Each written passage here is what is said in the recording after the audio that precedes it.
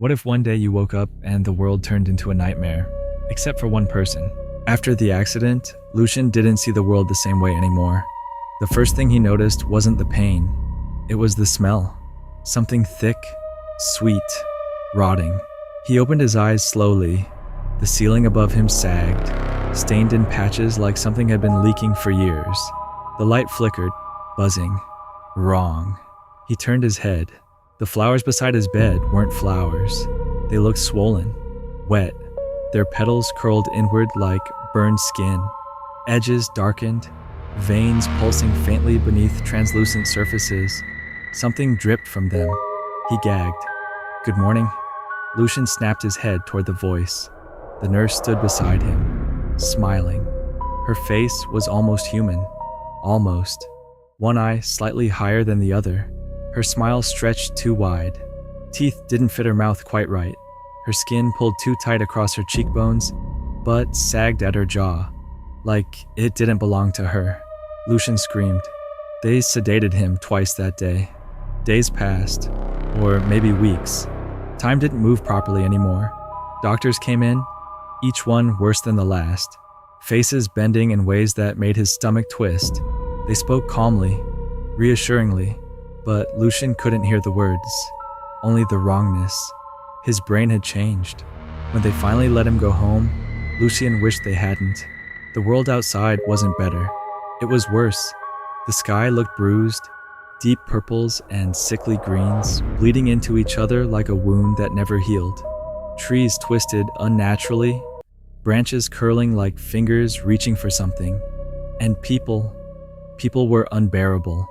A woman crossing the street had a face that looked like it was melting, features sliding subtly as she moved. A man laughed nearby, his mouth opening too wide. Even children looked like something pretending to be innocent.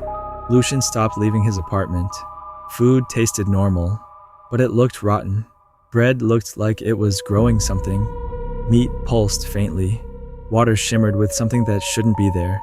He ate anyway, because starving looked worse. The only thing he trusted anymore was his memory.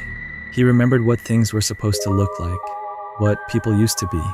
But every day, that memory faded a little more, until one afternoon, everything changed. It was raining, a steady, quiet kind of rain, the kind that made the world feel smaller.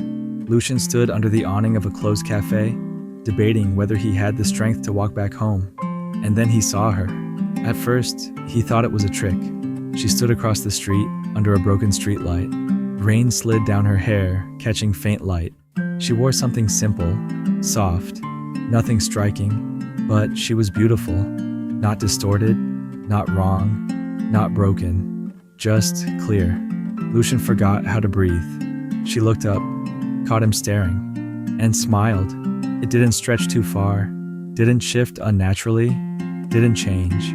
It stayed exactly how it should, and that terrified him more than anything, because it meant she was different. Lucian crossed the street before he could stop himself. "Hi," she said. Her voice was normal, warm. "I'm sorry, He stopped.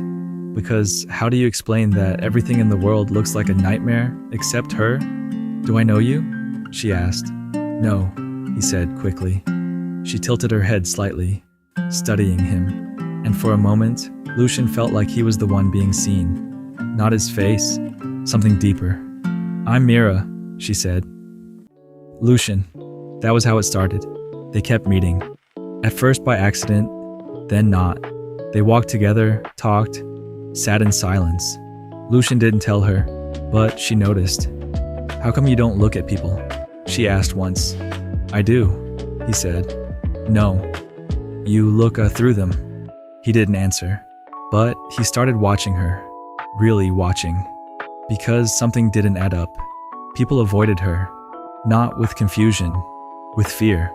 A woman once turned around mid-conversation and walked away when Mira approached. A group of teenagers went silent, stepping aside. A dog whimpered and backed away. Lucian saw none of it the way they did. To him, she was still perfect, and that thought started to rot inside him. If everything looks horrible to me, then what does it mean that she doesn't? One night, he followed her. He didn't plan to, but something inside him needed to know.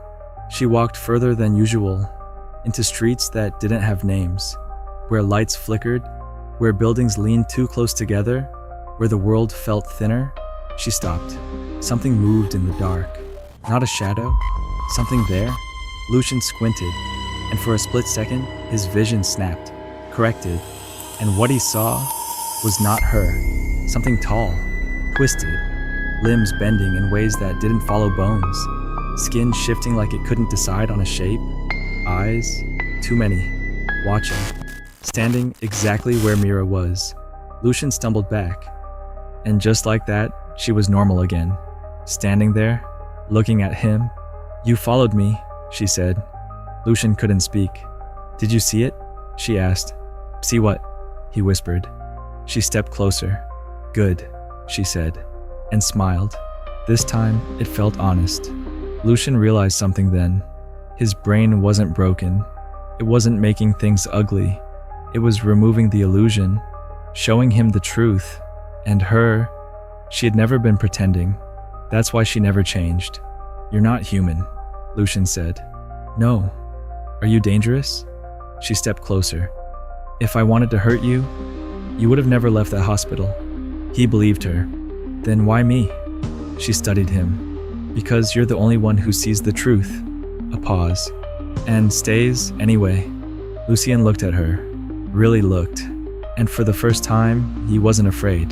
Because in a world full of lies, she was real.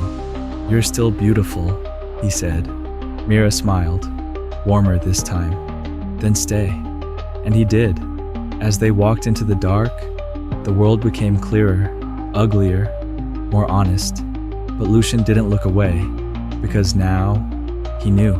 In a world full of monsters, he had found the only one who never lied.